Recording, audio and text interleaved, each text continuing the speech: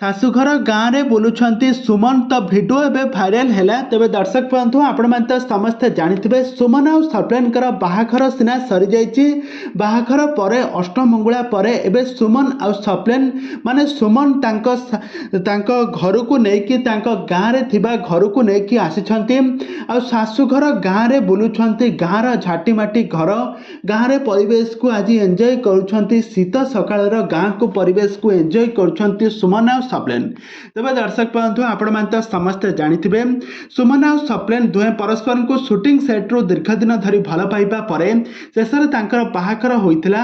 ଆଉ ବର୍ତ୍ତମାନ ସମୟରେ ତାଙ୍କର ରିଅଲ ଲାଇଫରେ ସେ ବିବାହ ବନ୍ଧନରେ ବାନ୍ଧି ହୋଇସାରିଛନ୍ତି। ତାଙ୍କ ବାହାଘରକୁ ବର୍ତ୍ତମାନ ସମୟରେ 10 ଦିନର ସମୟ ପୂରି ଯାଇଛି। ବାହାଘର ପରେ ତାଙ୍କର ଅଷ୍ଟମଙ୍ଗୁଳା କାର୍ଯ୍ୟକ୍ରମ ସରିବା ପରେ ସେ ଏବେ ନିଜ ଗାଁକୁ ବୁଲିବା ପାଇଁ ଯାଇଛନ୍ତି।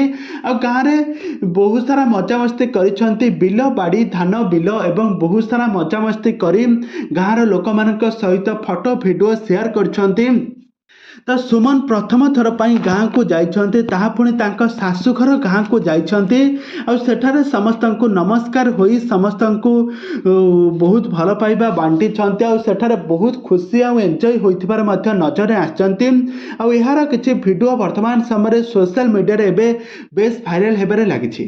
ଆଉ ଏଇଭଳି ଅଲିଉଡ୍ ସମ୍ବଳିତ ବା ସିରିଏଲ ଦୁନିଆ ବିଷୟରେ ଅଧିକ ଖବର ଜାଣିବା ପାଇଁ ହେଲେ ଆପଣମାନେ ଆମ ଚ୍ୟାନେଲ ସହିତ ଯୋଡ଼ି ହୋଇ ରୁହନ୍ତୁ। ଆମ ଚ୍ୟାନେଲକୁ ସବସ୍କ୍ରାଇବ୍ କରି ପାଖରେ ଥିବା ବେଲ୍ ଆଇକନକୁ ଦବାଇ ଦିଅନ୍ତୁ।